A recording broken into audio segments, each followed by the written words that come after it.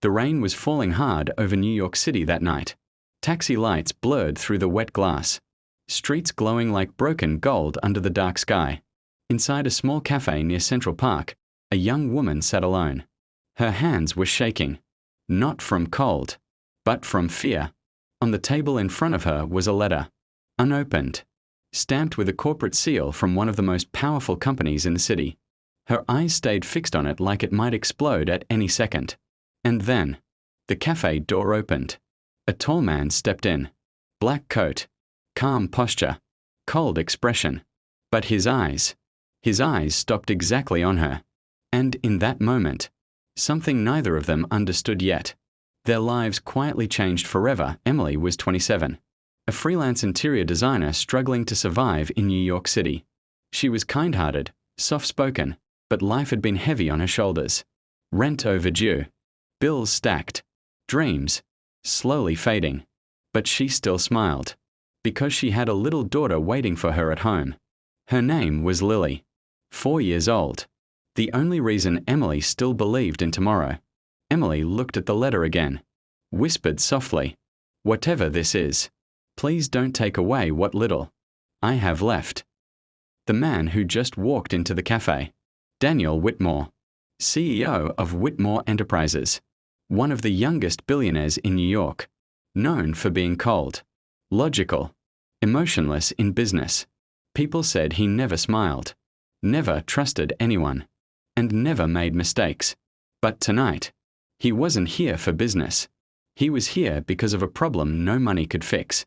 A personal situation that could destroy his public image forever. And he needed a solution. Fast. Emily didn't notice him at first.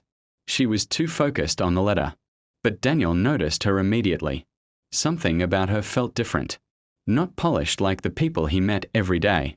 Not fake. Just real. He walked closer. Slow steps. And stopped at her table. Emily looked up suddenly. Their eyes met. A pause. Strangers. But it felt like déjà vu. Daniel spoke first. "Sorry, is this seat taken?" Emily blinked. Confused. "Yes. I mean no. I mean, it's fine." She moved her bag quickly. Embarrassed. Daniel sat down. But instead of ordering coffee, he looked at her letter. "You look like someone waiting for bad news," he said calmly. Emily's grip tightened. "That's none of your business." A small silence. Then Daniel nodded slightly. "You're right. It isn't." But he didn't leave. Something made him stay minutes past. Rain continued outside. Finally, Daniel spoke again. "I need to propose something unusual." Emily laughed nervously. "I'm not interested in whatever scam you're selling." "I'm not selling anything," he replied. He placed a document on the table. Emily didn't touch it. Daniel continued. "I need a temporary marriage." Her eyes widened. "Excuse me." He remained calm. "I need someone to act as my wife for 6 months." Emily almost stood up. "This is insane." "I will pay you $5 million. That stopped her. The noise of the cafe faded. Even the rain outside felt quieter. Emily stared at him. "Why me?" Daniel's expression didn't change. "Because you don't look like someone who wants fame." A pause. "And because I need someone real." Emily shook her head. "This is ridiculous. I have a daughter. I don't do fake marriages." Daniel leaned slightly forward. His voice lowered. "I can secure your daughter's future." That sentence hit deeper than anything else. Emily froze. Days passed. Emily refused. But life didn't become easier. Rent notice. Electricity warning. And her daughter's medical checkups becoming expensive. One evening, Daniel appeared again. Outside her apartment building. Holding an umbrella. "You followed me." Emily asked sharply. "No," he said. "I waited." She crossed her arms. "I said no." Daniel looked at her quietly. Then said, "I don't need you to love me. I need you to stand beside me." A long silence. Only rain speaking between them. Then Lily's voice came from behind. "Mummy." A small girl stepped out, holding Emily's hand. Daniel looked down at her. Something shifted in his expression. For the first time, his cold eyes softened. "Is she your daughter?" he asked. Emily nodded cautiously. "Yes." Lily smiled at him innocently. "Are you Mummy's friend?" Daniel paused, then replied softly, "I think I might be." That night, something inside Emily began to crack. Later that night, Emily sat alone in her small room, Lily sleeping beside her. The city lights outside flickered through the curtains. She looked at the contract again, hands trembling. $5 million. A new life. But at what cost? She whispered, "Am I selling myself? Or saving my daughter?" Tears fell silently, and for the first time in years, Emily didn't know what the right answer was. A week later, a private ceremony. No guests, no celebration, just 2 signatures. Emily wore a simple white dress. Daniel wore a black suit. They stood beside each other like strangers pretending to be close. The lawyer spoke. "You may now sign." Emily hesitated. Daniel looked at her. "After this, there's no going back." She whispered, "I know." They signed. And just like that, 2 strangers became husband and wife. Emily moved into Daniel's penthouse. A world of glass walls, city views, silence. Everything felt too big, too empty. Daniel remained distant, always working, always cold. But Lily changed everything. She ran through the penthouse laughing. For the first time, the house had noise, life, warmth. Daniel watched her once from a distance and smiled.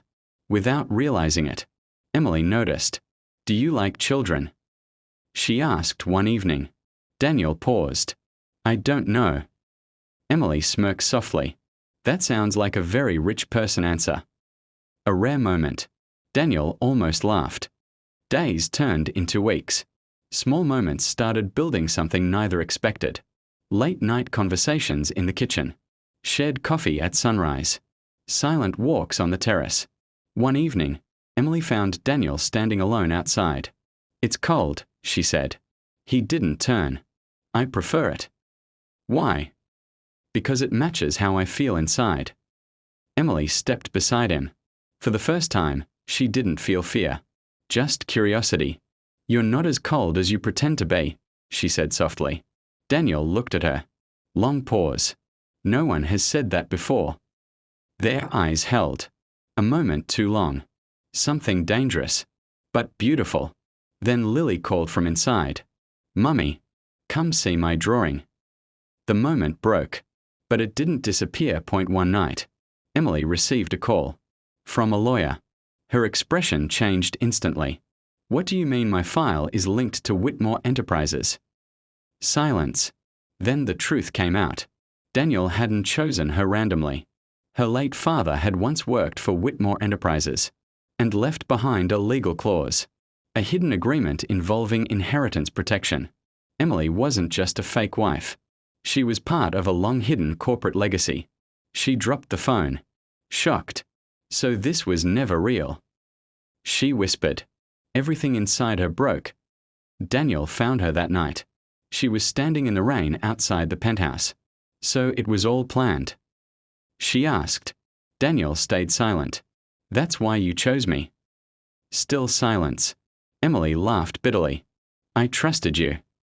Daniel stepped closer. "I didn't lie about everything." "Which part was true?" She shouted. A pause. Then softly, "You." That stopped her. But the pain was too deep. She shook her head.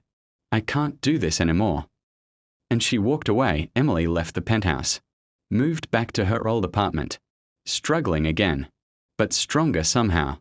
Daniel stayed silent in his world, but everything felt emptier now. Lily kept asking, "Where is he?" Emily didn't answer, because she didn't know how to explain heartbreak to a child. Weeks later, a crisis hit Whitmore Enterprises, a betrayal from within the company. Daniel lost control of everything. And for the first time, he didn't care about the company. He went looking for Emily. Not for business, but for himself. He found her at Central Park, The same cafe. Rain again. He stood in front of her. "I'm not here as CEO," he said. "I'm here as the man who ruined the only real thing in his life." Emily didn't speak. Daniel continued. "I didn't choose you for the contract. I chose you because the first time I saw you, I stopped feeling empty."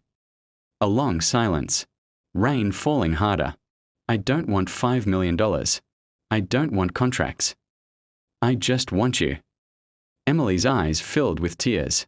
"You should have said that earlier." Daniel stepped closer. "I was afraid." "Of what?" "That you'd leave." A pause. Then Emily whispered, "I already did." Daniel's voice broke slightly. "Then let me earn my way back." He didn't leave. Days passed. He showed up every day. Not as CEO, but as Daniel. Helping. Listening. Waiting. Slowly, Emily softened. One evening, Lily ran to him shouting, "You came back." Daniel lifted her into his arms. For the first time, he felt like he belonged somewhere. Emily watched, and something inside her healed. On a quiet rooftop. Sunset over New York. Daniel stood beside Emily. "I don't want a contract," he said. "I want a life. With you." Emily looked at him. Tears in her eyes. "You hurt me." "I know." "And I still came back," she whispered. Daniel nodded. "I noticed." A soft smile broke through her tears. "You're stubborn." "So are you." Silence. Then Emily finally said, "Okay." Daniel looked at her. "What does that mean?" "It means." She whispered, "I choose real this time." He smiled. For the first time in years, he smiled like a man who finally found home. A small wedding. This time, real. Lily walked them down the aisle. No contracts. No secrets. Just love. Daniel and Emily stood together again. But now, willingly. The officiant spoke. "You may kiss the bride." And he did. Softly. Warmly. Like everything painful had finally turned into peace. New York City at night. Lights shining. A family standing on a balcony. Laughing. Loving. Healing. And for the first time, the city didn't feel lonely.